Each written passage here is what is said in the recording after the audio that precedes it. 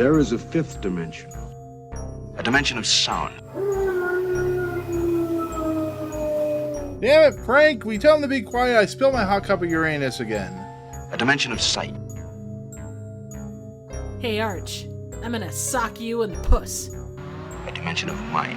Nan Adams, is that you?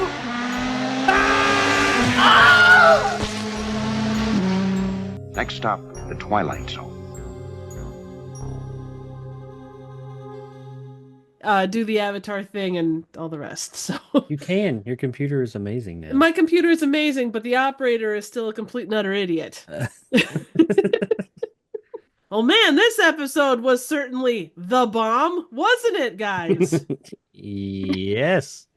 It I mean, Yeah. most certainly was, Mhm. in a manner of speaking. it was like Michael Bay explosions, only not If only plural. I didn't have a flight to catch.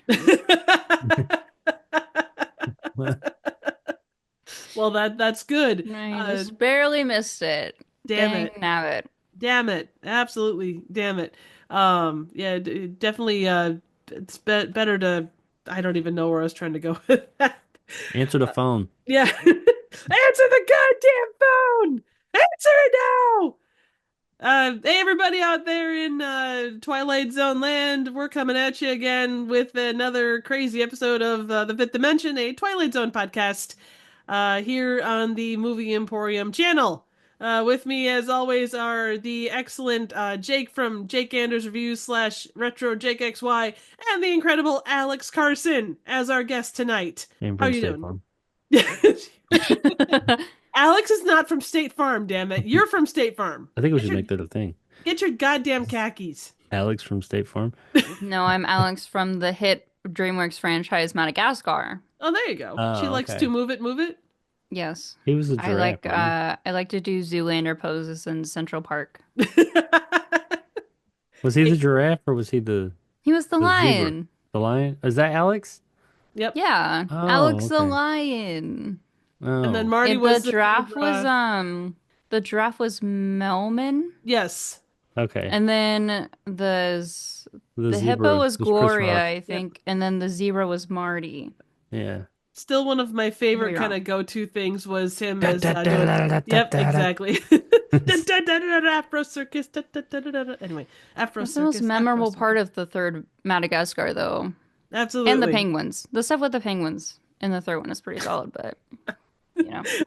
I love how we're already off base. Nick would absolutely kill us. Although... He can't kill us when he's not here. That is a good point, Nick. What are you going to do Yeah. about it? Ha ha ha ha. If you haven't noticed, Nick is not able Cut to be this with out. us tonight because of various things, which he will probably describe in depth next week. Nothing serious, just reoccurring power issues. Anyway, He's having a procedure. he's happy. The procedure is not his. He's having a growth removed. Oh God. Well, Guess that's one way to put someone having a power outage at their house, but like, okay, sure. Power outage.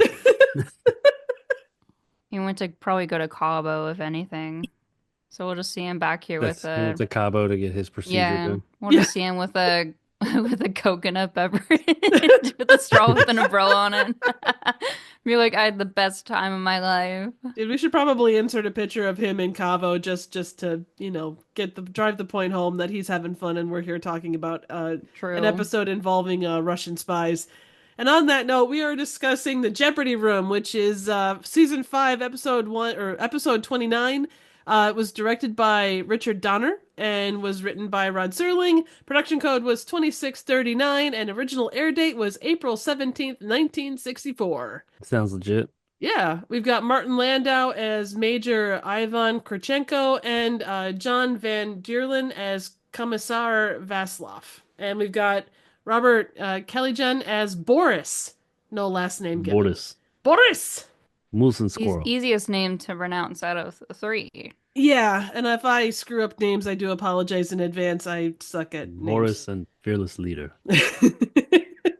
This is not Boris and Natasha, and they're not from State Farm. Moose and squirrel. So who's Moose and who's Squirrel? And who's Boris? I'm Moose. You're Moose? Well, Moose didn't talk like that. I'm a moose.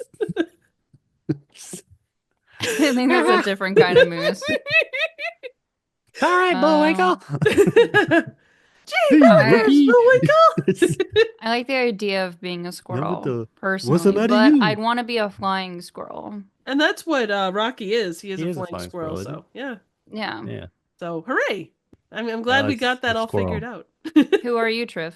I Sherman maybe. I don't know. I suppose it could Natasha. be Natasha. I don't know if I can do it. Fearless leader is not here. Yeah, that's a good point. I'm not sure how good my Russian accent is. I think I sound more like I'm from northern Wisconsin, but with a bit of an accent. I can't do these accents. I was gonna say too much. it gives a I'm little more Natasha. Swedish, but Natasha from Sweden. the same continent at least. So Well, it's the right like you say, it's the right general area. But right. I mean, we're we're off to a Natasha bad has start, defected guys. to Sweden. I mean, it's not that far away, so geez, I'm not even gonna try. I'm not gonna get it right now that I'm trying to do it. So, have you guys seen the Jeopardy Room? What's your kind Yeah, of I watched it a history while with that ago. episode? Yep. Watched it I've earlier also today. seen it. What'd you say, Alex? I was agreeing that I have also seen this episode. Is this your first time watching it for this, or have you seen it multiple times before, or? Well, I've only seen pretty much all the episodes I, watched back in 2020 when I was like covering it originally. So it wasn't until like this like rewatch podcast and Okay. being part with you guys where like I didn't rewatch like any episodes really. It really was just kind of, if anything, just like watching reviews or like coverage of it from other people. Fair point. As far as like different episodes that stood out to me, I guess. But yeah, and say like this is the first time in a few years since I've seen the Jeopardy Room, though. Okay. And Jake, this is your first time, you said? I mean, I know I've seen it before, but I don't remember it. Well, you guys have a leg up on me. I do not remember this episode at all, so I don't know what that I don't says. remember. I don't remember it at all. I just know I've seen it because I know I've seen them all before. Right. I don't know, the last like 10 episodes of this outside of like the masks, I feel like I've kind of not seen any of them, and I don't know what that says given that I watch most of them on the sci-fi marathons, but I guess This take show's that as really you will. weird I can because see how. Oh, no, I was just saying it's really weird because I have a fairly good memory when it comes to like media that I've consumed. I might not remember it right off, but like if I watch something I've seen before, I'm like, I've seen this, and then it all comes flooding back. This show though, I keep watching these episodes and I'm like, I know I mean, I can go back and look at like Netflix back when they had discs. I rented every single Twilight Zone episode ever, and I watched them all in order years and years and years and years and years ago, and I just don't remember any of it. What? What?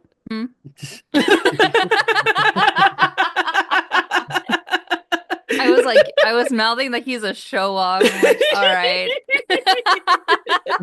What am I showing off? My Be like, yeah, I rented every episode of the Twilight Zone series. I 'Cause I rented really wanted to every watch episode it. on Netflix. I'm just such. That's my I'm flex. such a fan. I rented them all on Netflix. Massive flex, ladies. What do Oh you think of man. that? On I mean, Netflix, I mean, you got me guys. wet. What can I say? All right. I mean, grr. I was renting Netflix in like 2004. Oh Yeah. man. Holy shit. Ooh. No, yeah, before Jake ended up making that comment, I was gonna be like, yeah, I feel like with any kind of like marathon watching, it's just like I was just gonna add on to what you said, Triv, about like how I feel like everything can kind of like meld together. So it's just more than likely easier to like forget or be like, oh, I thought this happened, but then it was like a different episode sort of thing. Oh yeah. Well, and I think Yeah. too that with anthologies, I mean, you look at what the Twilight Zone was, and there have been so many people that have replicated it. And then you throw, Tales from the Crypt, Tales from the Dark Side, Creep Show, all of these other both movies and shows that have kind of taken that anthology format and kind of run with it. There's so much out there. I think it would be hard to keep it straight. Like you've probably seen a variation on whatever subject, but it's not necessarily something you've seen in the Twilight Zone. Yeah, but I remember all those Tales from the Crypt from like the friggin' 80s and 90s. Fair point. And there's something about Twilight Zone. I really like Twilight Zone, but I just don't remember a lot of these episodes. I mean, some of them, like the To Serve Man and stuff like that, but Yeah. Mhm. like all the other ones, it's like it's the first time I'm watching it. Well, look at Caesar and Me and the Dummy. I mean, they're essentially they star the same damn puppet, you know? I mean, how do you it's I think it's easy to get those things mixed. I think the more like visually intriguing sort of episodes, like Eye of the Beholder, for example, I think stand out because people just remember that like those certain moments necessarily because it wasn't just like everything being driven through dialogue, but I'd say this is one of those episodes that it really is dialogue driven, and unless you're like really into that and you're into this sort of like, you know, sort of like push and pull between both characters and their, I guess, side of things, then I can see it being one where it's like, oh, it's pretty good, and then you just kind of maybe forget about it because it's not necessarily something that like would stand out to you. I mean, then again, this episode has like at least has a standout visual at the very end, but you have to get to the very end for it to maybe like really stand out as an episode that like you would want to revisit or not. Oh yeah. No, I think you've got a really good point there. And one of the trivia points was and obviously this is more of an opinion thing than anything else, but one of the trivia things was it's one of a handful of Twilight Zone episodes that contain no sci-fi or fantasy elements. So it's this, Dust, Shelter, and Silence. So, like, it is very much more of a straightforward, dramatic telling, really. I guess take that how you will. But I guess if you guys want me to, I'll jump into some of the kind of plot stuff. So basically, there's an escaped prisoner from Siberia, basically that escaped prison. He's attempting to make it to Western countries to escape the clutches of Russian agents. He's in a hotel and he's trapped by the guy that basically tortured him by the name of Commissar Vaslov and a hitman. And it's basically a game of cat and mouse between the two of them. I don't know. I would describe Vaslov as kind of like Hans Landa from Inglourious Bastards. He's like, he takes great pleasure and he kind of has a very high opinion of what he can do. Like, that's kind of how he came off. Like, he's got a very like, well, I'm going to, my job is boring, I'm going to play a game with you. And it kind of almost goes in a Saw direction, the way that it kind of plays. The first before the break is basically them kind of having back and forth and Very kind of Quentin not Tarantino. very, very Quentin Tarantino. Yeah. He offers a drink to Kurchenko, and he takes a drink first, and then Kurchenko takes a drink, and it turns out that it's a drug that makes him go to sleep. Princess And he, Bride him. yes, exactly. Inconceivable. I've built up an immunity to this poison over years. Absolutely. I mean, and it's I think it's the first half of it is I enjoyed the first half. I thought that it was a really interesting take on like there was a lot of movies in this time and place, and it was kind of it kind of sat with what was going on at the time too with the Cold War and everything. So, what did you guys kind of think about it, or if there's anything you want to add on the first half? I could I personally enjoyed the second half more than the first half.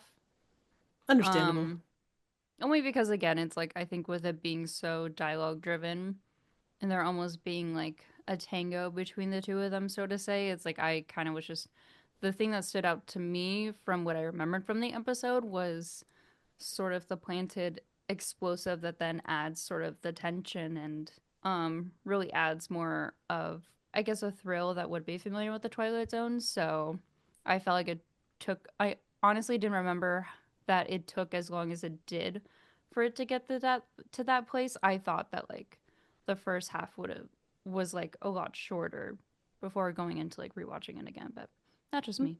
Oh no, fair point. And it's one of those things too where those moments it always feels like it's shorter when you're remembering it than when you actually go back and watch it. Mm-hmm. I liked both. I liked the setup. I thought it was interesting because I didn't know where it was going.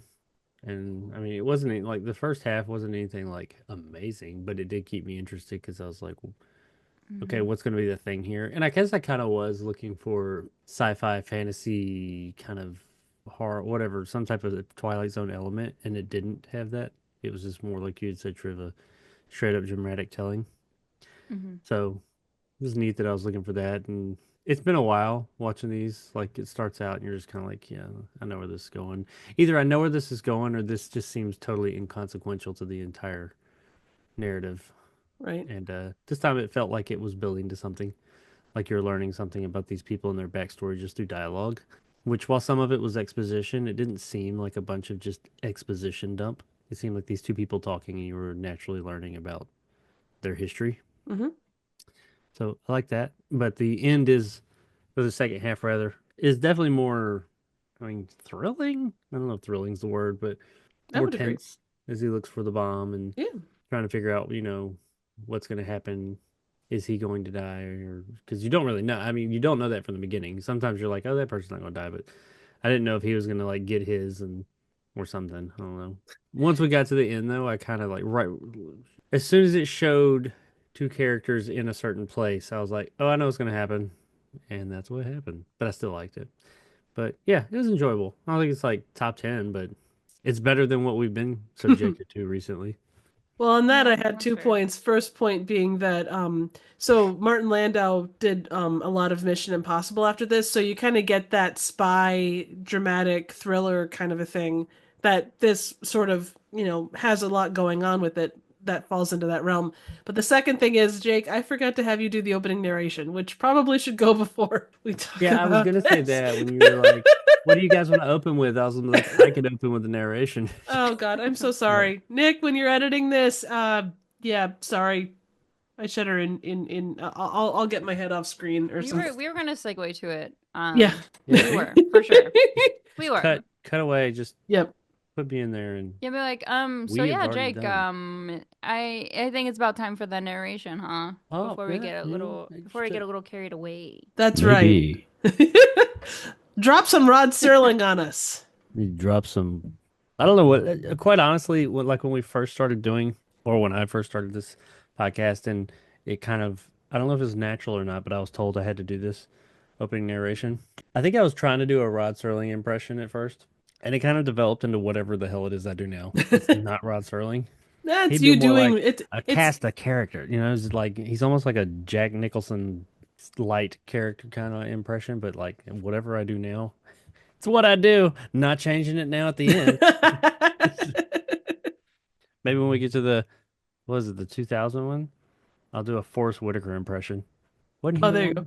Wasn't he on the 2000 I'm one? not Yeah. sure if I want to be there to hear that, but I'm like, Forrest Whitaker's less of like hmm. a impress. It's more of a cadence the way he talks. But anyway, Yeah. I could like have one eye and be like, anyway, okay. The cast of characters, a cat and mouse. This is the latter. The intended victim who may or may not know that he is to die, be it by butchery or ballet. His name is Major Ivan Kurchenko. He has, if events go according to certain plans, perhaps 3 or 4 more hours to live. But an ignorance shared by both himself and his executioner is of the fact that both of them have taken the first step into the Twilight Zone. Was Yeah, it me or ignorance really tripped me up there. it's okay. We won't say anything about It's just that. the way you dramatically paused. I was like, damn, I felt like I was in the episode. That's what I'm going for. I appreciate someone seeing that. That's Hey, good. that you are an artist or maybe a 100 fartist. We're not sure 140 which. episodes in. I I will was say going to transport you there with the sultry absolutely sounds of my voice. to a brick wall in a Welcome ratty to- infested hotel room, right? Yeah, yeah. With Nice. Martin Landau. Absolutely. I will say, and maybe it was just because we've had a few episodes that have been kind of meh. Like Rod Serling's opening narration seemed more on point with this one.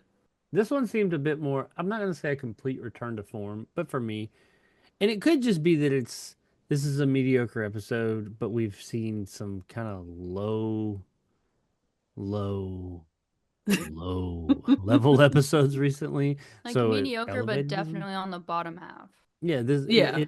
the lower spectrum of things that we've been watching lifted this one up. Maybe I don't know, but I enjoyed watching this one. But yeah, Good stuff. I forgot where we were going with that. Oh, no worries. Let's Well, and see I I thought where think, we are. you were going with that. That was your thought. well, no, I I was do going think that somewhere. And here I we are. do. Do you feel like it's kind of, and Alex, you were here for some of it, but not for all of it. But like during season 3, we had those episodes that were kind of basement, and then we'd have like a couple of good ones. Then there were those middle ones that came along, and it's like, well, are they good because, like you said, we've had a couple of stinkers, or you know, your bar, your bell curve kind of drops when, or your, what is it, your median curve kind of drops when, everything around you is just kind of eh. I mean, it's like that expectation of, oh, I'm getting an F on this exam because I didn't do shit and I don't know what the fuck I'm doing. And then it's like you go in, you do it, and you're like, oh, a C minus. All right. Winning. Like, I feel like sometimes Yay, that's me. what, like, I did so good. I guess watching, Twilight Zone episodes could be where I'm like, okay, like, the bar's pretty low. Yeah. I'm like, I'm not expecting much. But, like, I think as far as this episode, I do remember it being definitely, like, mid-tier, at Mm-hmm. least for me personally. And it was definitely one that at least stood out for season 5, just because there were definitely a few season 5 episodes that were pretty rough to watch through, I'll admit, but, like, not in, like, a bad way. Like, it was, like, difficult to watch. It just was more of, like, oh, I wish it Some was of them are in a better bad way. in a lot of ways. You know Yeah. what I mean? No, absolutely. But yeah, I do remember enjoying what the Jeopardy Room did, especially in the second half. I'd say with the first half again, it's like it's definitely fun to see like that establishing point of these two characters who are opposed to each other kind of meeting in this very like almost like neutral location Mm-hmm. given the circumstances, and then have it be like when he wakes up, then it's like you're in that second half where there is sort of more drama and more stakes sort of thing. Like there is that like life or death sort of thing. And I feel like if this was like it almost reminds me of kind of like a video game sort of Mm-hmm. like layout as far as storyline goes, because it's almost like, oh, you establish that there's, I don't know, the player and like the boss or whatever. And then it's like once you have that establishing point, or what's funny is that I've been watching, I guess as this episode comes out, what is it? Poppy Playtime Chapter 4 came out a few days Yep. ago. And I personally like following the gameplay since the first one, which I honestly did not expect. This is a random ass tangent. I'm That's sorry, okay. Nick, but also I'm No. not sorry because I'm teaching you, Nick, about Poppy Playtime. God damn it. Because I've just become like hyper fixated on it just because there is this story and lore along with like the main player where you go across like, and what's really nice about each of the chapters, and this is actually really funny how I'm watching this episode because I feel like it coincides with like how they establish the storyline in the video game where you do have the main character meet the villain pretty early on, or like the boss that you'll have to defeat pretty early on in each chapter, and then they're always like, oh, let's make a game of you sort of thing. And that's especially the case in the more recent game where it's like you have that establishing point of, oh, like I just want to have fun, I don't want to just like kill you off right away, like I want to see how you're able to like have your survival instincts come into play. I want to see how you defeat like those who I control and whatnot. And like there definitely is a lot of that in play here, but it's more so with Ivan and Boris, or with Vasilov and Boris Mm-hmm. versus Ivan. But no, yeah, I think it has an interesting kind of execution in that regard. But I'd also say too, it's interesting that it is a 2v1. Also, it's not kind of like a Western standoff where the both of them are on either side, and then one of them feel like has the upper hand versus the other potentially. Like it's kind of interesting having Vasilov have Boris kind of be the one to almost be the one to shoot him Mm-hmm. versus himself, which I think it's an interesting sort of thing that we could talk about. Absolutely. I'm not super sure, like, I don't know, maybe it's just like Vasilov wants to keep his hands clean and just kind of places it on Boris to be the one to be ultimately responsible for it as a hitman, or maybe it's just that he just maybe it just adds on to the fun where, you know, he can have Boris be an additional pair of eyes to kind of take enjoyment off of this because I actually quite liked the how the Boris character's sort of dialogue places him in a position where he like he very much just wants to shoot Ivanov. Like he sees the satisfaction in aiming perfectly to where he can just kill him in one shot kind of thing, you know? And it's so I think it's pretty interesting that even Vasilov tells him to hold off from that and just to wait it out versus just having Ivan just be killed off right away, even though this is like someone he like is against in probably more ways than none. Mhm. But Relish Absolutely. the Yeah. moment. Exactly. Mhm. Well, and I think Relish the anticipation.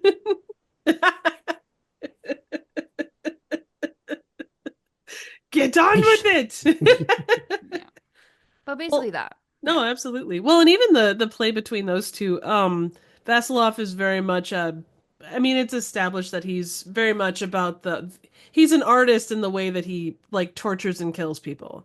He sees what he does as, you know, kind of he describes he's got this whole monologue thing where he's describing Boris as very bourgeoisie. You don't sip wine, you gulp it down like soda. You don't caress women, you devour them. You don't sniff perfume, you shove it up your nostrils. So you can see his Shove it up your. exactly. You know, it's not he doesn't see Boris as an equal. He sees him as a tool, which is kind of the way I'm sure that the way that you know, kind of a torture artist kind of does what they do.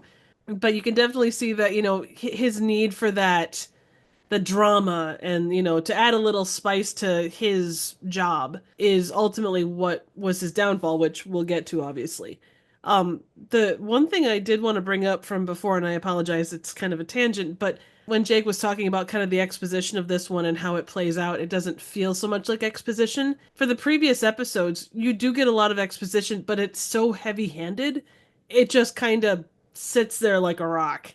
It doesn't do anything. It doesn't add anything to the story, at least for me.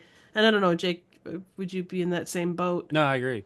Um, That's why I took note of. And I said it was very Quentin Tarantino light-esque, where it's two people having a conversation. I hesitate to say naturally, and that's what Quentin Tarantino does really well with his conversation. He just has two characters have a conversation. right. And through that conversation, you learn about what's going on and things about this character. It's not necessarily the type of conversation you would ever really see in real life, but it's the type of conversation we would envision people would have in real life. Right. You know, it's not how a conversation goes, but it's so different than how most conversations in media go that it seems natural, even though it is kind of unnatural. But you get everything you need more naturally through just regular conversation instead of just like you said, a big exposition dump, and it's like this has no meaning. It's you're more of an active participant in figuring out what's going on by listening to the conversation and learning about the characters. So it stays with you more about who they are and what's going on because you had to put, you know, rub a few of those brain cells together to get things going to be like, oh, it's because he's this. And Exactly. it's a little bit lighter than something Quentin Tarantino does, but it is that same style Right. Absolutely.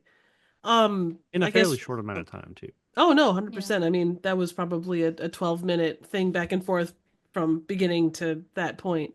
I guess you guys want to talk about the second half of this? Hey.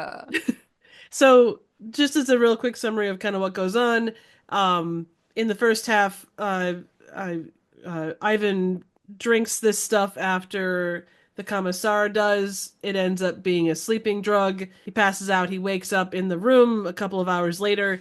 There's a recorder there that essentially says, hey, there's a bomb in the room and you have 3 hours to find it. If you don't find it, or if you do find it, you're going to explode. If you don't find it, we're going to kill your ass, basically. So, you know, you're basically, it's a game of Saw, you know, without the, you know, having a key stuck behind your eye or, you know, having a baseball bat shoved up your rectum. That I haven't seen that Saw, but I haven't seen them all. Must have downloaded the I wrong missed one. some of the later Whoops. Saws. Damn it, I knew I downloaded the wrong one. I heard that happen. I heard that can happen. quite a bit. So I mean, anything's possible. Absolutely. In this Um, crazy world we live in.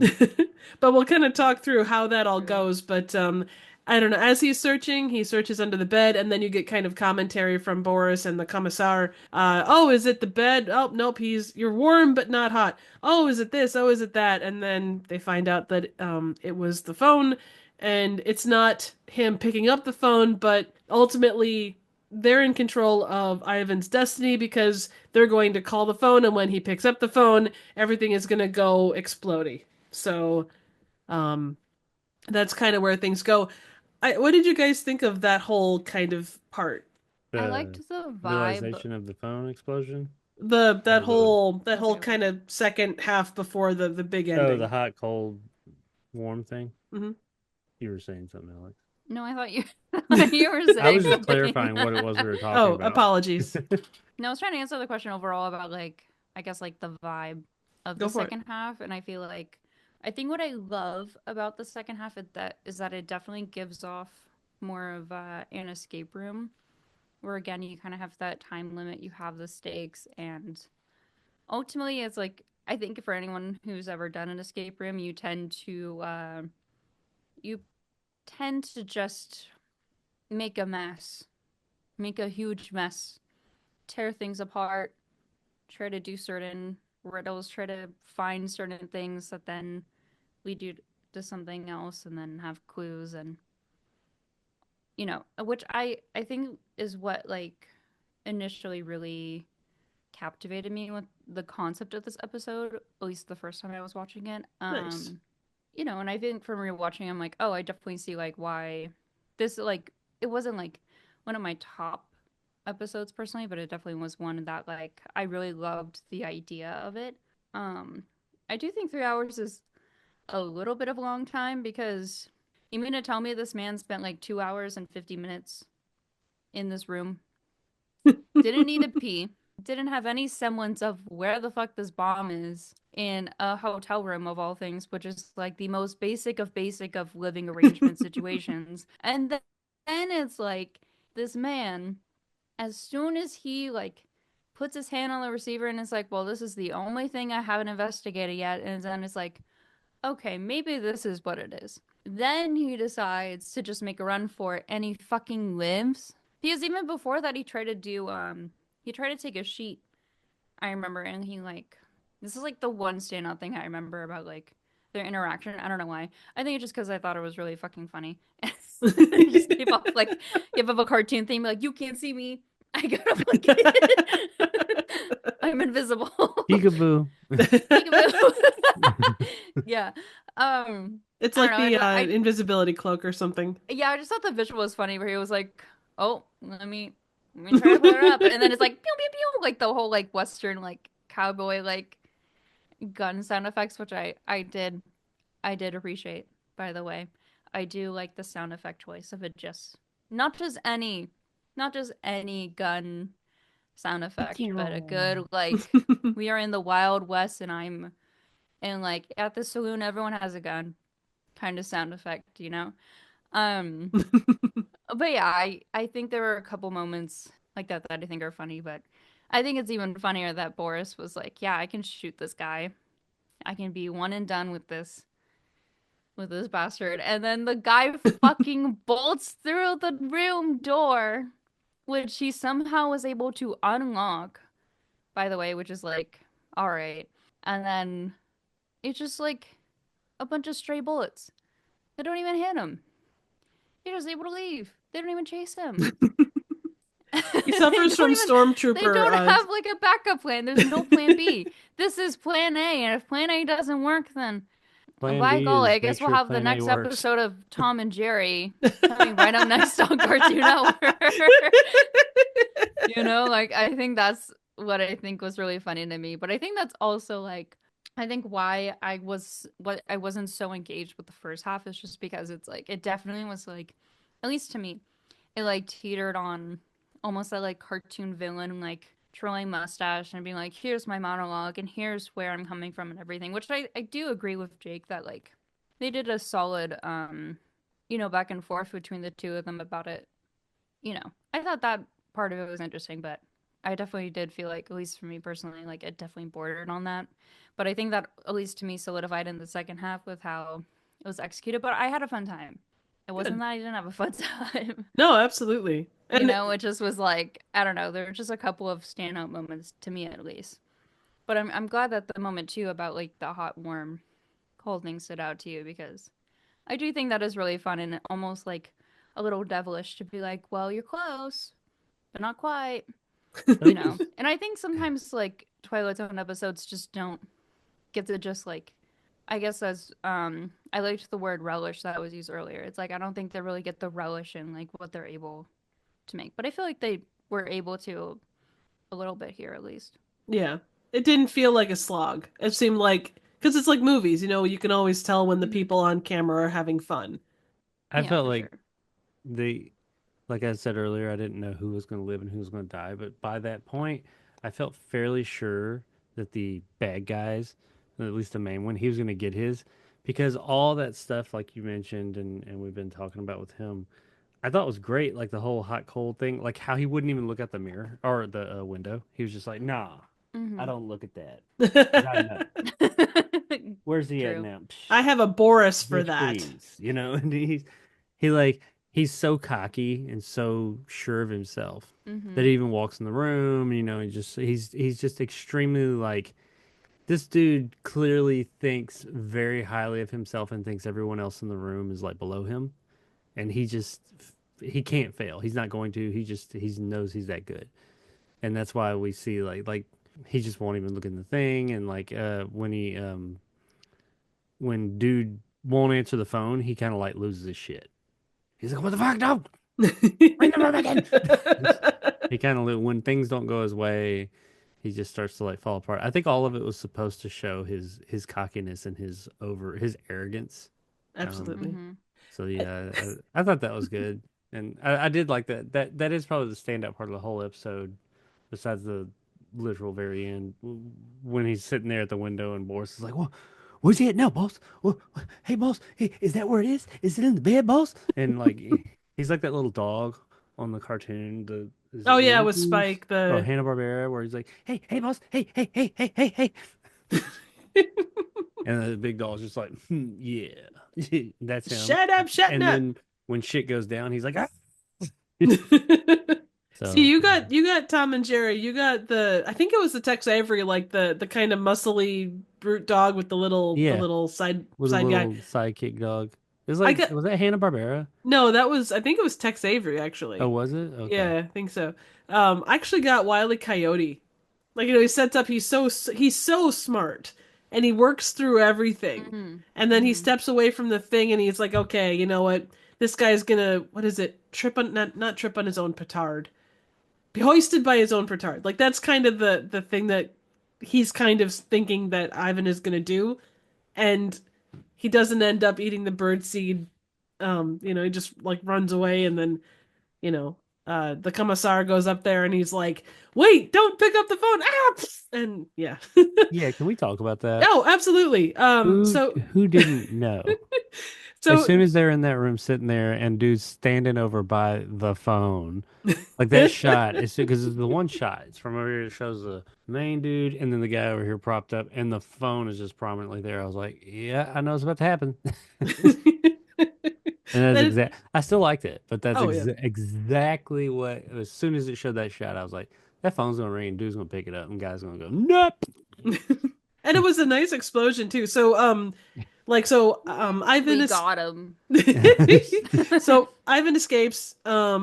Boris and the commissar go up to the room and they're just trying to figure out what the hell to do next. The phone rings. Boris picks it up. The commissar goes, "No!" And all of a sudden, giant Michael Bay level explosion. And then you see Ivan at the airport and he's all like, "Yeah." And Lowrider It's kind plays of and he drives gruesome off into the sunset. when it showed the bodies True. afterwards. One body like hanging out the window and stuff, and like it was like Hmm. black liquid. I assume was blood. I don't know, but it was like kind of. I was watching on my phone, but it was kind of like gruesome for Twilight Zone. Oh, yeah. It's something you'd see in a movie, I but not mean, necessarily on TV for the time. Yeah, they I mean, they usually had have to this do like it like. rubble, and you'd see like a hand. Mhm. Yeah. like coming out of the rubble. Well, like with any piece of media, it's like if you don't see a body can confirm the character is No dead. body, no crime. Yep, There's no exactly. true. There isn't any knowing of if they're dead or not. Yeah, they You could have come to back. see it to believe it. You know. Absolutely. So. And we They had to to make show sure it. to see that the commissar got his comeuppance. Yeah, yeah. True. The people wanted to see that. The Poor people Boris. Yeah, Boris is dumbass. He didn't have nothing to do with it. Nope. I Just almost wanted don't to feel bad put a for the bullet in guy. dude's head I'm and be like, that done man with it. couldn't shoot. He was like a stormtrooper. Yeah, he was shooting all over the place. I'm wondering, were those supposed to be warning shots that he shot through the window? He shot one bullet through each window when he tried to put the invisibility cloak up, or is he just that bad a shot? I think those were almost like, yeah, I guess there were shots to be like, yeah, don't pull this shit What about while we the have you kind of thing. And then I 35 think shots when he shot into the door? yeah, I think that was him genuinely trying to shoot him. That gun has a ginormous magazine to be a handgun. Look at any But western it from didn't that even time. it didn't even seem like a big like Well, those guns, I can't like it remember the was name of just them. it was almost like a western gun. Like it just almost it seems Well, pretty if you don't, small. when he shot at him when he was leaving, Handgun. it suddenly became a machine gun. It's like bang, Well, that's bang, what bang. happens in all media, right? It's like, well, Like, yeah, realistically, it has 6 bullets, but in the movie world, they're like, well, we can shoot up to 26 Absolutely. without what you're feeling. So I Yeah, mean, just in their defense, that particular gun does have a large actual magazine that goes into it, like unlike mini handguns. It was used in I think it's a it has Russian an gun. accessory. Yeah, yeah. So it did. I don't know if it has as many bullets as he shot in that door, but it does have more bullets than some guns. I mean, he's a sniper, so he comes prepared with, With a handgun. yeah, which was He's like- weird. Yeah, that's when He's like, that's I when can I'm shoot asking. I'm him like, from okay, across from another building. Why you got a handgun? Why do you bring a rifle? You The know, question isn't is, that how what far most were the people- buildings That's apart? what Was I'm it like, asking. like right across the way from each other? Like I think so. 'Cause Ivan he didn't looked look out the one time window and see reach across and grab the guy and pull him out the window or something. Well, I think it was more like a rear window situation where it's like kind of like a courtyard, maybe a street. Okay. Maybe they were across the street, but they were like right there. Because at one point he looks out and he looks at their room, and you kind of see them because he's got like the what are they Binoculars. called? Binoculars, yeah, like propped up like that. He's looking like he's in a fucking submarine. It's like, he knows you're watching him. Why are you hiding? Like, why not just be over there and be like, Because then he. Yeah, there was some. I mean, obviously, there were a lot of decisions that were made based on pride, but it was an interesting. There was a lot of good to this episode, but there was some odd decisions that were made in the process. I mean, like any episode or story like this, we could probably nitpick it to death, but just the general feel that you get from watching it surface level, I enjoyed it. Oh yeah. And No, I once agree. again, it might be due to all the mediocrity that has surrounded it up to this point. Because I would like to point out, circa two-thirds, maybe 3/4 through season 2, we used to always be like, I mean, there's not really any bad Twilight Zone episodes. A bad Twilight Zone episode is this on the same level as good TV nowadays. who said that? That's something we always have said we was would kind of go with that general mentality. I may have said it, I may not have, but that was just a general mentality amongst the podcast. But now that we're nearing the end, I don't know if that totally, if that stands true. There are in fact some bad Twilight Zone episodes, and yeah, and we've seen a few of them recently. oh yeah. I mean, in comparison to like some other television series and how they sort of went about what they did throughout their seasons, I think, I mean, it's hard. It's one of those things where it's like, I just don't feel like the Twilight Zone is really ideally a good candidate to compare amongst other television shows, especially because it's an anthology Well, no, yeah, I series. agree. So it's it makes it a little more difficult to try to compare the Twilight Zone with I don't know, like Lost. Squid Game or Yeah. something, or Yeah. Lost, It or doesn't have an overarching narrative. yeah, like it's Fair point. I don't know, it's like even with certain I think just because of it being an anthology series, it's like you're going to have great, but also occasionally like a not so great. But I Well, mean, yeah, the thing because is if too is you're that art into is sci-fi, so. you watch a sci-fi, you're probably going to watch like most of the episodes. This is all over it. Hmm. Some of it's sci-fi, some of it's horror, some of it's drama, some of it's Yeah. this. Some of it's... So you might run across a genre you might not enjoy as much. But some of these Yeah. have just been bad. No, yeah, I totally agree with you for sure. But I don't know. At least for me, it's like I definitely understand that sentiment though of like, I think if you're so exposed to like how other television series and you look at their entire runs, it could be compared to the Twilight Zone part a lot better off than like other TV series where sometimes in the last season they did fumble a little bit, or Well, maybe the there Twilight were Zone just definitely more bad than good it's episodes in them. But again, it's just hard to compare. Yeah. the anthology nature of it does lend itself to being able to course correct within an episode. Yeah. You And know, it certainly Hmm. has. I mean, yeah, but I Yeah. can honestly say that, and this might be a conversation for like the final episode that well, not final episode, but the last podcast we do for the after we've reviewed them all. But I've definitely seen a decline in quality as the seasons have gone on. Like season 1 and 2 screwed this show because they were so damn good just overall. Like season 1 and 2 were like great all around. And you get to season 3 and it's like, okay, there's some lesser ones and there were some like long periods and then you'd have some bangers. And then season 4 is what it is. And season 5 has just been kind of a roller coaster with a lot of lows. see, I feel I like wouldn't five necessarily. is. Oh, go ahead. Hmm. Go ahead, Oh no, Alex. no, it's okay. I've been talking a little too much. I was just gonna say that season five kind of reminds me of season three. And remember, Jake, with season three, we had some big like lulls just because of like real life Hmm. stuff. So that did make Yeah, the that season made it seem seem longer as longer. well. But there I were some mean, great episodes in season 3 too. oh, Like absolutely. it And would come back and be like, "Oh, you think Hmm. we suck? Bitch, get your shit together." And it's like it would come back and just like there's the Twilight Zone. yeah. Hmm. But I think And too, there's studio interference. Rod Hmm. Serling writing at that. Like you look at any great athlete. You give and give and give and give, and you're not able to accomplish what you set out to do. There is Right. that level of okay, I can't keep giving my all to this thing that's not giving me anything back.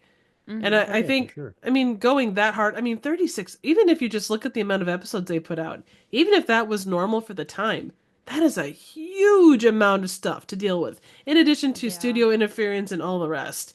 I'd Not to still say, say Even when it comes to like how like production itineraries are today, it's like they definitely were had to be that much more of a tighter ship to get their shit together hmm back then versus like now, where it's like, you can shoot a TV series like a year in advance and then you have that amount of time, arguably to like edit and be able to lock at like certain stages to where you can put it up to a release and be able to even like tease it and stuff like that.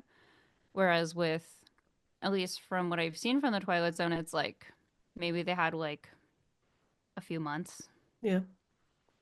you that's why I know? still say season 1 was the best because it like I think they had all that time leading up to before it, got picked up or approved or Hmm. whatever to like really cultivate each episode and spend like a lot of extra time on it. And then after that is like, okay, now you have a deadline.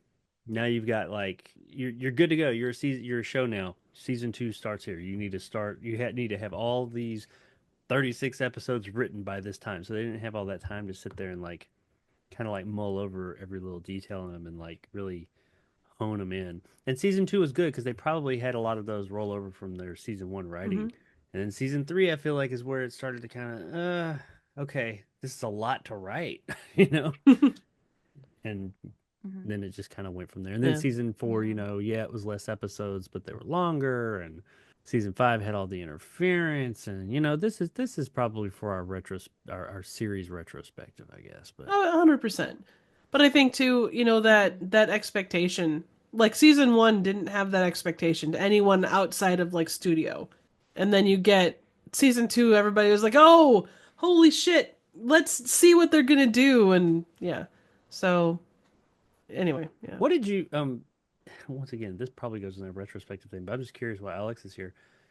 Alex, before you started, I'm sure you were aware of Twilight Zone before you started watching them all for your channel and stuff, or whenever you were like introduced to it. Like what was your I'm sure you had like a basic what do they call it? Idea? Zeit, part of just the cultural zeitgeist of what uh Twilight Zone was. Before you really got into the Twilight Zone and started watching, what was your view of the Twilight Zone? Did you think it was like just sci-fi? Was it horror? Was it like what was I your layman's? I was really only aware of it from like popular culture referencing it at first. It was always something made familiar, in addition to the Twilight Zone Tower of Terror, like piquing my interest as far as like the storyline of the ride, making me be like, oh, there's like a TV series based off of like this Twilight Zone. I'm not sure what it is. And then when I went to USC, I think that's when it really was like truly on my radar because I did watch a couple episodes through like a class or two because like that was sort of like, there was like that sci-fi horror discussion to it, but I had seen like an episode or two before that as well that I was aware of. Mainly Monsters Are Due on Maple Street was like one that I was familiar with in like middle school that I had seen on its own. So it was like a couple select episodes that I had watched, but it wasn't really like it was kind of like if you watch like a single episode of Black Mirror, Yeah. it's like the only Black Mirror episode I've seen is like that Bryce Dallas Howard one. Oh, the one with like the Um, Facebook thing, Huh. the I social credit score. Hmm. I want yeah, I think so. But that's just because it's like I went to film school and that's why they decided to show during like It's a great show. the course they took on Very television or good. whatever, because Black Mirror was like relevant or whatever. Um, but yeah, so it was really just like minimal exposure and like kind of knowledge of the Twilight Zone, but it really wasn't until honestly the pandemic when I saw it was available through Netflix where I was like, oh, like I Oh, you rented yours through Netflix. Did you rented yours through Netflix as well? no. Okay, you see, I Oh didn't rent my! mine through Netflix. We had a thing called monthly How classy of you. subscriptions that my parents would pay for and that we had. Oh, So streaming. no, I didn't purchase every single episode, but it is full circle because it is Netflix. But yeah, I originally was like, I don't know. I was just trying to find shit to watch. To be honest, and like the Twilight Zone was like honestly just recommended to me just based on like some other like random shit I I asked would watch like because here and there, and then Nice. it really like was like, oh, like yeah. I had seen like a couple things here or there about it. Like I'd love to like actually see those, and I was like, oh, those episodes I watched, they were from here too. Like that, I don't know. I had a lot of connecting pieces come Cool. together where, I always wonder that about yeah, people, like what they view the Twilight Zone as before they like get into it. hmm Because I saw it yeah, when I was a kid here or there, but it was black and white. And when I was like in the 80s and 90s, but before like the early hmm 2000s, when I picked it up and said I'm gonna watch all these because I had seen some of them and I liked them, but my like view of the Twilight Zone was it was mostly horror. I think And that's a like whenever fair somebody talked nod. about something scary, they'd always be like do do do do do do, which is a variation of the Twilight yeah. Zone That theme. Hmm. was that was definitely the vibe that I got too. I think.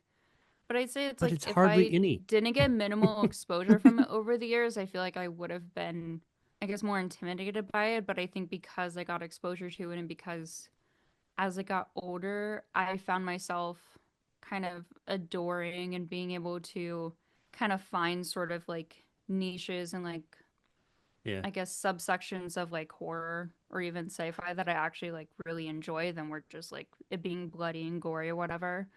Um, just in part from film school, but also just in general, that I think it allowed me to actually like really Well, want to the watch 80s Twilight Zone movie for didn't help. myself, and then ended up just becoming one of my favorite things I've ever watched. So Nice. The Twilight Zone the movie didn't help because at the No. time I was more familiar with that than the actual show.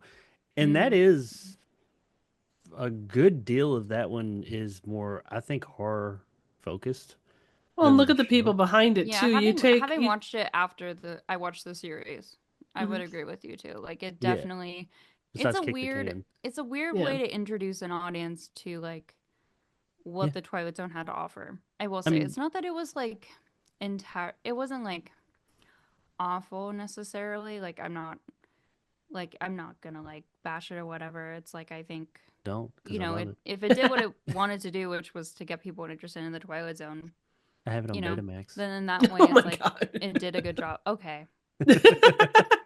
I really I do. didn't even hear that, but I'm gonna pretend I didn't. Well, I would say too. Oh, Yeah. sorry. Go ahead, Alex. Oh, but yeah, I just was gonna say that like I don't know. I do wonder if I watched either of the Twilight Zone movies because I hadn't even seen the movie that was made after the ride, the Disney Either. ride before. I haven't seen it. There's only one, isn't there? There's a Not No, there's movie two. based off that. Really? Yeah. Oh, on what? But I don't think Tower it of Terror? explicitly. I think it's just called Tower of Terror. oh. Is it the movie I that don't is think it it like the has. video they show Yeah, on it the doesn't ride? have the Twilight Zone in the name, but it's Oh. called Tower of Terror, and it has Kirsten Dunst in it. What the hell? Who? Kristen Dunst. Yeah, but like the central plot of Tower and Terror and Hold up, subsequently the Pimpin'. Disney attraction is that Oh, 97. there is there is the Universal haunted attraction? hotel, and then Universal attraction, my know. ass. God damn. okay, whatever. And then well, essentially it's just like there's this haunted hotel 1997 because film. there was this one night or whatever where a few people got stuck in an elevator and there was a tragic accident regarding this elevator, and that's It's got Steve That's how it is. Gutenberg in it. Everything in the 80s had or 90s had This is Steve Gutenberg in 97. it. The VHS code. That the fucking Tower of Terror and you ride would is do in it the too for a background. check. It's in the back. It's Disney too. Ugh. Of course it's Disney. It's always been This must have Disney. been after it moved to Disney. Yeah, it's Yeah, based I on went in the attraction that came 94. out though. I went in 94, so I it think was it was still more of a Universal at that TV point. movie. Oh, okay, that It would wasn't make something sense that then. was like I don't know if it maybe it did go on DVD. Yeah, it was a But like supernatural I horror became television aware film. of the film It's just from based like on the just from theme like park learning about the attraction. ride, and I was like, oh, that's interesting, but I've never seen it. But anyway, technically there are two. But like more so like one that's officially like licensed Twilight Zone within that umbrella, like recreates the episode. It's like they would be like the 80s Twilight Okay. Zone, the movie. So Well, good to know. I guess I kind of always wondered. I've heard of the Tower of Terror movie, but I never associated it with like anything else. But I never really gave it a lot of thought. yeah. It's based on. Mhm. It's even filmed partly at the ride. It's based on like literally the ride. Oh, so Not it's like like- Pirates of the Caribbean, kind of. No, like the ride. It's like the ride is in the movie. No, Chip was saying apparently. because the Pirates of the Caribbean franchise was based off of the attraction. Yeah, So this the film is was made based as on an attraction, as an adaptation of the ride. the attractions in Oh, the gotcha. movie. Oh, gotcha. Is that what So I'm it's reading properly? I Well, don't yeah, know. it's like the central part of like at the center of like Has no connection what to drives any the plot carnation is of like the ride Twilight mechanic, Zone. which is like you're in the elevator. Like that's technically like the Tower of Terror is that it's like you're going up. Well, yeah, you ride around know. that elevator thing. It's partly Yeah. filmed at the actual attraction in Mhm. Universal Studios Hollywood. Jesus while Christ. the rest of the Okay, was filmed at Fantasy Disney Zone. Hollywood Studios, not Universal Hollywood Stop, Studios. You What? complete and utter dork. I didn't hear that last part. I'm sorry. Of course not. Um, Going through a tunnel, I'm- right? it's a TV film. It premiered on ABC. This doesn't. count. It was at Disney MGM Studios. It's a fake movie. Or when asked why the film would be shot in California rather than this is the Goddamn Wikipedia fake page movie. for it. It came in one of But the it big Disney says- clamshells at the video store. I bet. Actually, well, right as of now, it's not available on any streaming Any service. streaming service. Yeah. Yeah. But But it it is does on say here VHS. regarding Oh, the it's on filming YouTube? is that ooh, Oh well. well, I'll have to tune in. Wow. Yeah, I'll drop it in chat, or I'll Maybe drop we it. should talk about it on the Okay. podcast. Hey, I'd be game. Because if we're talking about the movie, oh wait, did you guys already talk about the movie? We talked We about talked one about section of the bits. movie.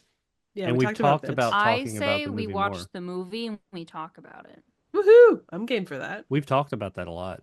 We We've keep scheduled on it a few meaning times, to, but too. shit Hi, always Nick. gets in the way. Hi, Hi. Nick. Hi. Can we watch the Twilight Zone movies after we finish? Well, can we get I don't- There are, like, popcorn 6 and pop and episodes left. Twizzlers too? I Huh? have it on Can we? Can we? Betamax. Can we? We Can can we? watch it in its most Yeah, we can purest do form. we can do a live stream. Woohoo! I like If we it. really want it, but probably not.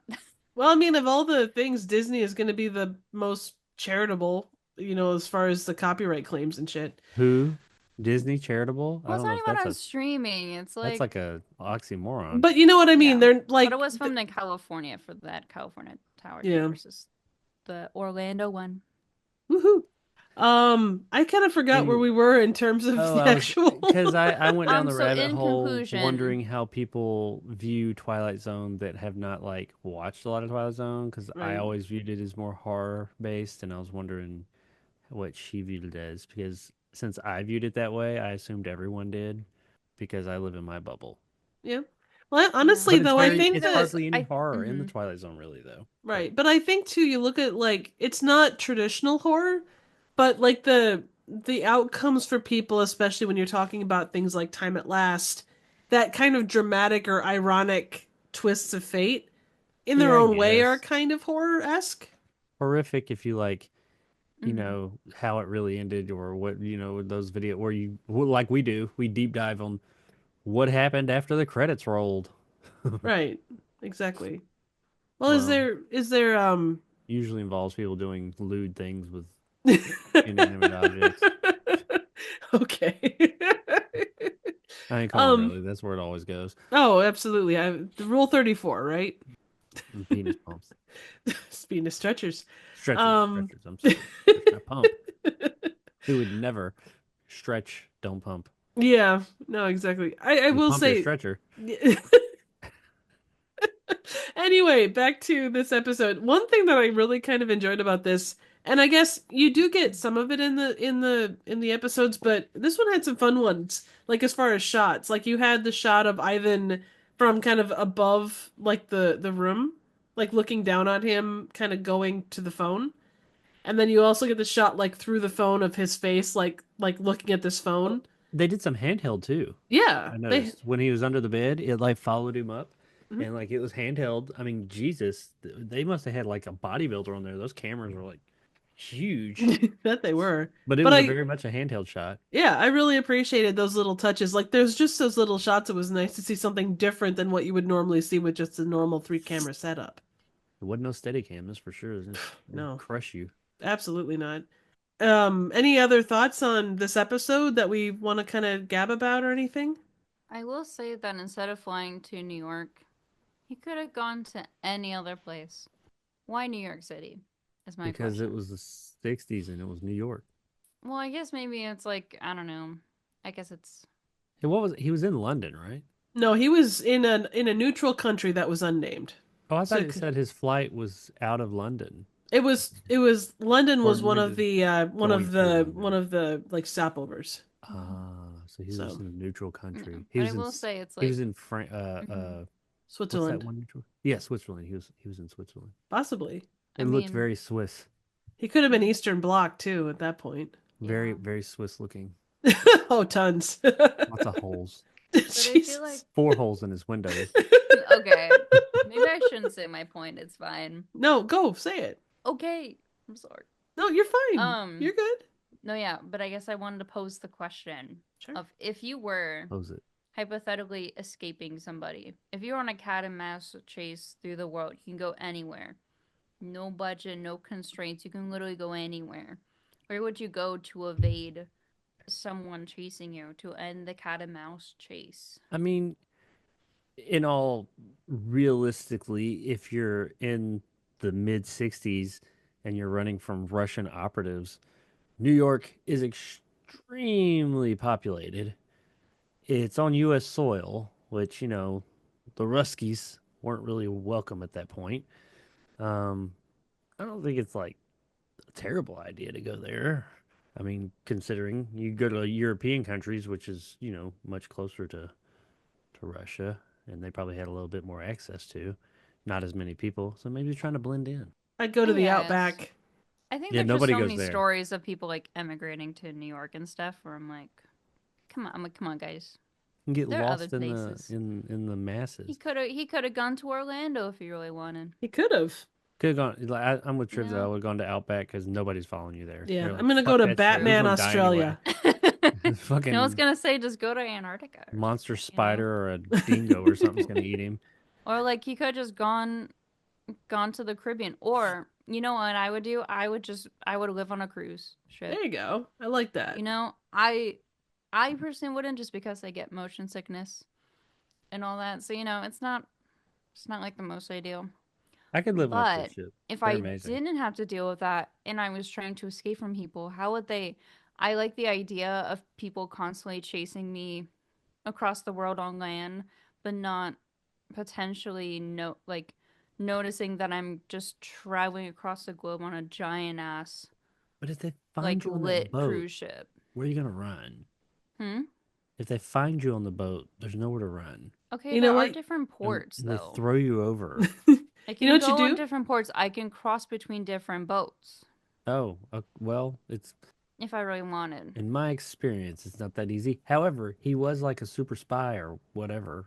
something. Absolutely. He was See, what like- I would do would be to grab a handful of cocktail weenies, toss them at who's ever chasing me, and then find the little like emergency raft, get in that, and rev up the engine and take off into the distance. get those sausages that are linked True. together. Oh, and there make you them go. nunchucks.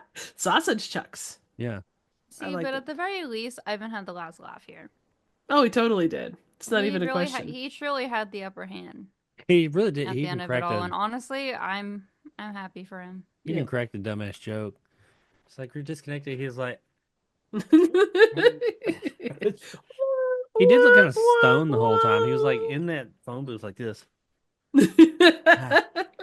Don't worry, I got him. I think it would have been funny for him to be on the phone and be like, "Oh, actually, it's okay. I figured this would be a dead end. I'll try a different number later."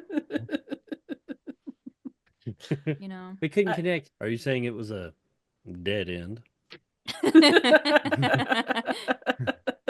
Yeah, as corny as that would be, I was like, I kind of think it would be funny. See, but then he'd have to put on the True. sunglasses and like the David Caruso, like, A dead end. True, but like any person evading whoever would have a good pair of sunglasses, though. Oh yeah, not No even doubt. then. Even Mhm. then. No doubt that man has You get some every kind aviators of or something. outfit, a pair of shades, Mhm. a cool, like, not like totally obvious to detect hat A and straw trench hat. coat. There you But go. like You the straw, smaller straw hat. That's what he'd have. And I some like it. Ray-Bans. And a Hawaiian shirt. And he'd have like a blazer he threw over like that. No, hey, I mean, we're just giving Nick ideas for what to wear for next week. Absolutely. And shorts. You know, Khaki Oh, definitely. shorts Definitely. with some loafers. And weirdly, he ends up like down in Mexico and he goes to see Rooster. Was it? No, Red in Shawshank Redemption and helps him redo a boat. Yeah. And he makes a boat. He sees Yeah. him. It says Red was here too. Yep, exactly. Andy Dufresne. The man that lived. My friend Andy Dufresne. Exactly. Well, on that note, Jake, you want to give us the closing narration? Yeah.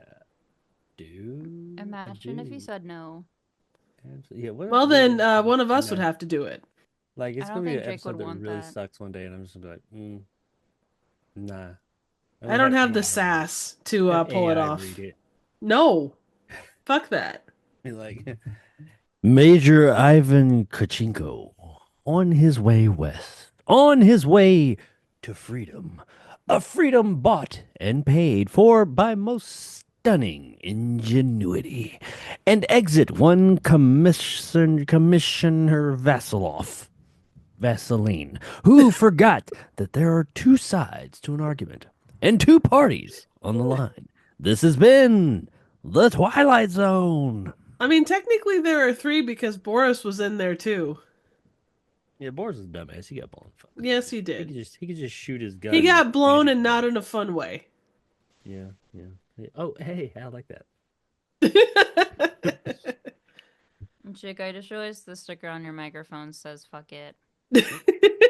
Have you no never such thing. noticed? Like, look. It just says it.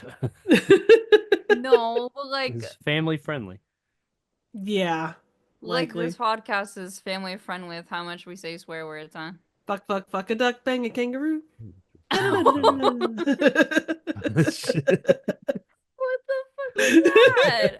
Where That's did what that got come you? from? Like, out of all the things you've heard us say, that's what got you. Sometimes things just come out Yep, they do. That's what of she y'all's said. mouths, and I'm like, Here we go. I was not. It's I don't know why I wasn't Come expecting on. that, but like, I just wasn't.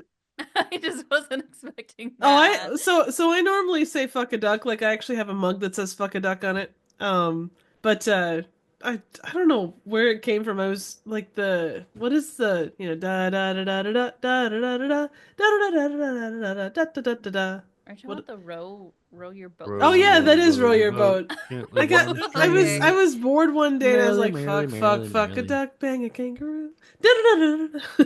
A kangaroo, though. I don't You know. came It up with made kangaroo. sense. There are many, many animals you could have chosen. You chose He's a got kangaroo. a point. It made sense in the rhyming scheme. I don't Damn always it. say that, but Jake's got a point. Yeah, that is true. I mean, what else could we have put here?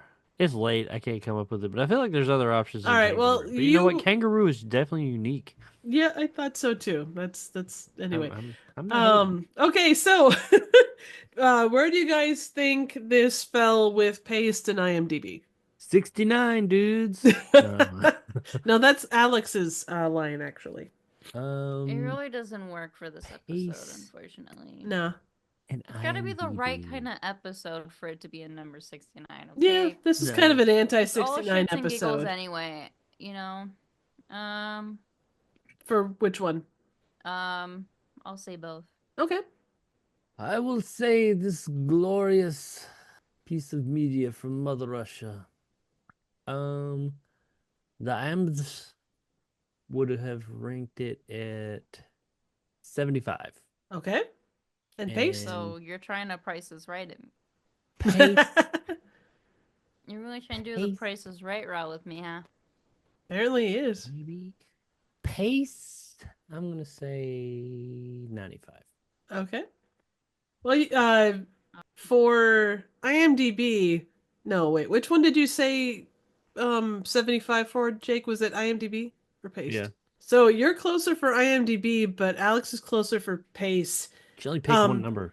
IMDb, she said for both, I can do dork. that.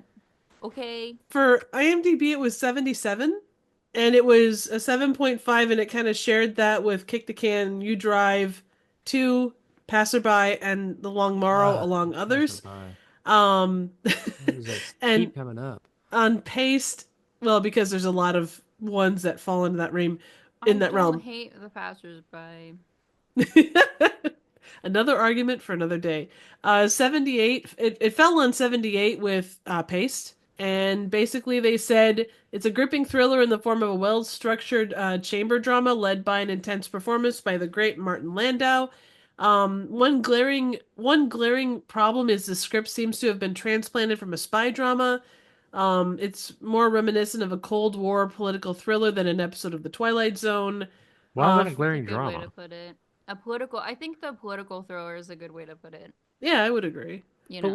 why is it a glaring, like... It's this Paste. stuff? They're gonna say that like it doesn't fit what this person considers to be a Twilight Zone formula. But it has that I agree. ironic, not really morality tale, but it has the ironic ending, like... It has a big explosion in it. yes, Exactly. like a big 22. boom. You go boom, Exactly. boom. And it's a better Bang, bang. big boom than the isolate or the what was the Isolated Man? No, not the No. I What know the hell's you're it called? talking about.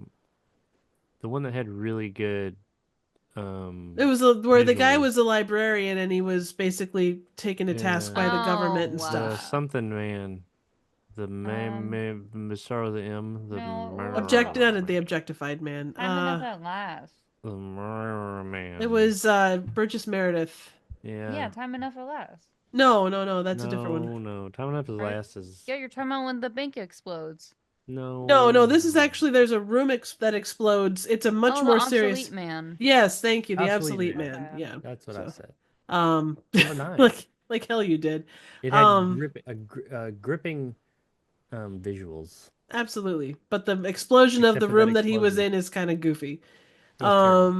But yeah, the other thing that it says is the finale is a major miss, since it asks the audience to accept the sly antagonist is suddenly turned into an idiot. Well, he's not. His idiot is the Yeah, one that answers the I phone. wouldn't say idiot. I would say buffoon. Well, he got caught Buffoon. up. He Yeah, got A you're caught silly right. up in goose. his own grandioseness, really. Yeah, I think buffoon So, is great. Is a great term for yeah, cartoony villains, if you ask me. I would agree. So that's kind of where it falls. 77, 78 was between the two, which I was Mhm. surprised how close they fell. But Have you guys, this is irrelevant, but have you, well, irrelevant, but also relevant. Have you guys ever seen Babes in Toyland? it's been a long time, but yes. Yeah, it's been a long Okay, time. so do you remember what the villain and his and his sidekick look like, or sidekicks? I don't This think is what so. they should have looked like in the Is air. Because I'm it telling before or you, after the explosion? both. No, I'm telling you, when I think of quite cartoony ass like villains, but Let's it's see. specifically the Disney one. The Disney like Babes in Toyland. Oh, Barnaby. Because he, oh my God, I'm gonna send this photo. Oh, he kind of looks like Snidely Whiplash. He's got his big top hat. Yeah, Mm-hmm. That's what they should have looked like in this episode, And I like can see twirling that. their in my opinion. mustache. No, absolutely. They don't Yeah, talk and like it look comes at up in this title man's cards. stash. He's got a good Look stash. how tall Mustache. look how tall that hat is. Yeah, that's You a big ass cannot be hat. called Barnaby Crooked Man and not look iconic, and he's iconic. Absolutely. So I like it. It is yeah, that is a well, yeah, it's kind of that classic like yeah. silent Like movie he's about to bad tie guy. somebody to some train tracks. Exactly. That's what I was kind of going for. That's what I wanted from this episode. I You mean, there wanted them was to. a major explosion. Which I'm saying hi Nick, hi again. Can you insert a photo of Barnaby and his minions from Babes in Toyland and place them in the Jeopardy room, please? I like it. I think they need to be. I think they need to be, and I think Nick would happily agree. Not Yes. only happily agree, but also back me up and bat for me Yeah. No, I think because it's a good point. I believe that this is because that movie cinema. It is a chef's kiss Cinema. for certain reasons. All right, so Cinema. you guys ready to go on to the famous, infamous, and completely random Twilight Zone ranking list, which That doesn't have Edwin in it yeah, or which Barnaby well, it'd be kind of weird if it was, although that could be or Annette Bening. that could be the ironic twist that we need to finish out the season is that he shows up. He goes So right true. below what the hell is the actual episode? It goes right below Perchance to Dream. The Babes in Toyland. Anyway, random. Oh, That yeah. didn't really work. Anyway, so where do you guys want to put this on the Twilight Zone ranking list? Brought down to us by Rod Serling himself, apparently, according to Nick. I mean, starting place with, if you want a place to start, we've got like 77, 78 was what we got from Pace and IMDb, but I'm not saying that that's where this should go. That's where I was actually looking. I just started looking. Yeah, I was gonna also stay around my like Back there. 70s, 80s Prime mover. realm. Like it's What very you like need, mirror image. middle of the road I can see Odyssey that. of Flight to 33. me. I Line can doesn't matter. see this above execution but below in praise of Pip. Okay, so kind of Which I think would 79. make I think that would make it 80. Yes. Yeah, it would. Yeah. I'd say around 80 personally. After Hours was the mannequins, right? Yep. Mm-hmm. I mean, I'm fine with that, but I personally would probably put it above In Praise of Pip.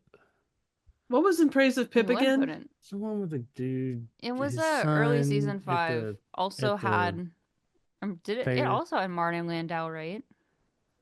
It I seems don't like offhandedly remember. I know he he's would been in be. other ones, but Hang on, I'm gonna confirm right now. I didn't hate that. I didn't love that episode. I didn't hate it.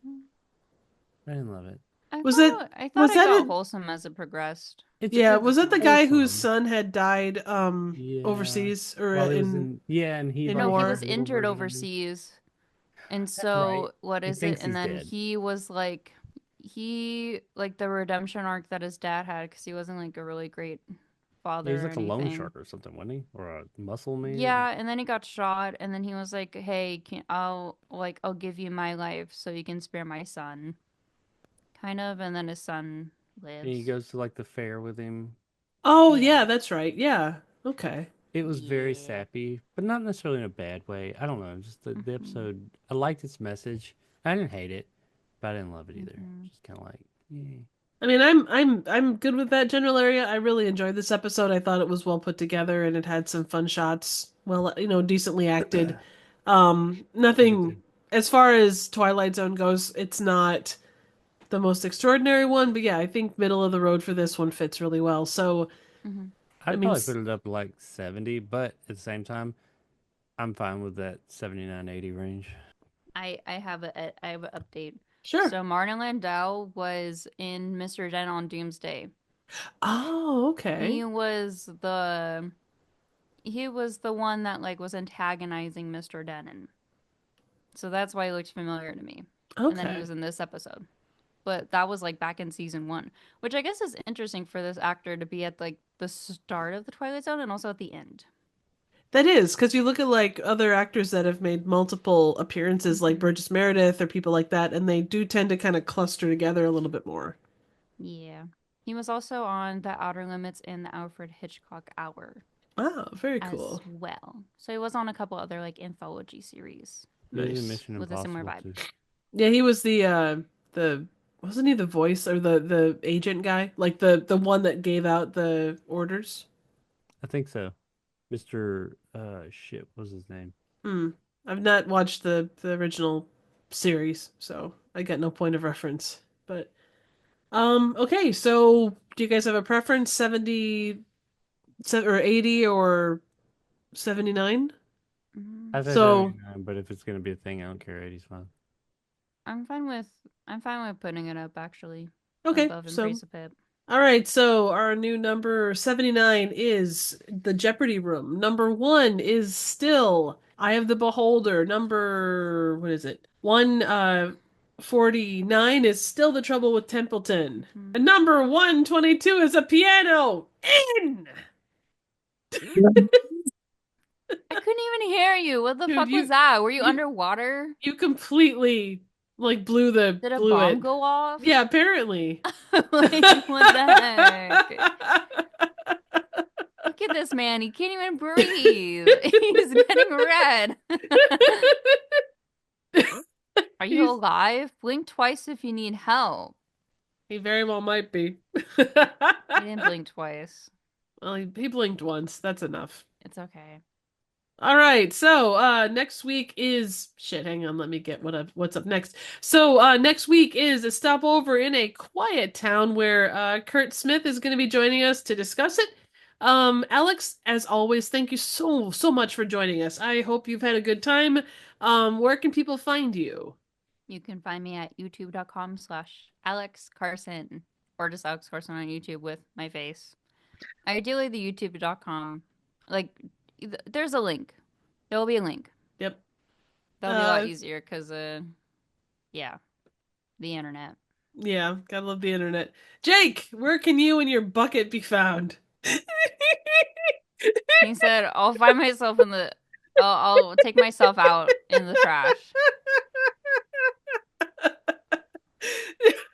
Where's your mic? It's okay. See, he fuck is goofed going too fucking on? much that then. I guess I touched it. You shook it too hard, I man. shook it too hard. I was playing with it. He committed to drowning. Yes. You can check It me out. doesn't Jake sound Banner's like what you reviews want it to sound and- like. I'm just gonna say. That's all. I gotta say it again now. Yes, you do. Yeah. But we just did a take 2 for your piano in the house bit, so Yep. let's do it a second time again. Retro JXY and Jacob Anders reviews. That's where you can find Wow. stuff. It's Woohoo. old, like me. That's okay. There's new stuff coming sometime. When the fuck I want to make it, that's when. Wow. Being a little, it's okay. Do you need a cookie So- or like a emotional support dog or something? Yeah, I can use both. Okay. I can give my emotional support dog a cookie. The whole 5 Somebody- characters in search of an exit. He's pulling Five? that thing from Somebody- like season 2. Trying to get out of it, out of this trash can. Help me! Let me out! Shut the fuck up. Hey! Ow! Ow! He's like the fly. Help me! Help I'm me! just a boy! I'm just a boy. What? I'm a little boy! I'm just a little boy trapped in this man's basement. Let me free! I wanna be a human like you! I'm just a toy! I came from Toyland! See, this is how this shit starts. See, and that was my audition to be a voice actor. Thank you so much. Amazing. Did I kill Triv? I'll- Why I'll was hurt I you. the one to do this? We That killed it. never happens. See, She's this is done. how. Oh, good. See, Nick always says that I'm the one that like keeps everyone like grounded and being like, okay, let's get to the next thing, and then I just you don't have to like Fuck it. you. You know what? It was funny to me, It was awesome. and that's what matters. Exactly. It was like Exactly. my post-it note bit the last time I came on. I appreciate it. I don't It even wa- know it where the was fuck good. that came from, but Hey, it worked. It that worked. was that was me at my peak hour. Woohoo! You know what? I won't deny it.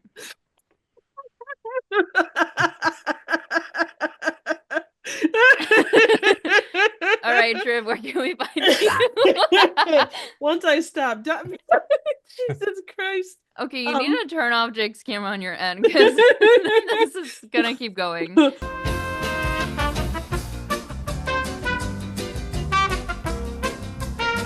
That's a stupid thing. Okay, so you can find me. You can find me here on YouTube at Trivial Theater. I just put out, when this drops, I will have put out a really short piece on Companion. Definitely go check that out. I'll also have out a new review on Vegas in Space. I'm gonna piss my pants if you guys keep this shit up. I'm not even doing anything. Also, Vegas is technically in space already, so Well, this is even more in space. I'm sure it's gonna be a great time for you. Oh, it's fantastical, I tell you. Oh my God. Great. I mean, I think Jake probably makes an appearance showing up like this. God damn it, man. All right, let's finish up and get the fuck out of here. Definitely make sure to show Nick some love as well. This is posted obviously on his channel. I know he's in the process of doing Severance, and whatever random movies come up, so make sure to show him some love as well. We'll be back next week with Stopover in a Quiet Town. Until the next time, we're gonna take a Rule 34 trip back into the Twilight Zone, and I'm gonna attempt not to die of coughing and or laughing. Y'all have yourselves a grand evening / morning / afternoon, and we'll see you next time on the 5th dimension. Yeah. Okay. Bye. And oh God, where is it? 122 would be A piano in the house. was that satisfactory for you, Triv? Not really. I think we need to No. redo it. Just so that way Nick has a couple of takes. We're giving this man a couple of takes. I don't Yes. think that's a good idea. I don't know how to end this, so we're just gonna go.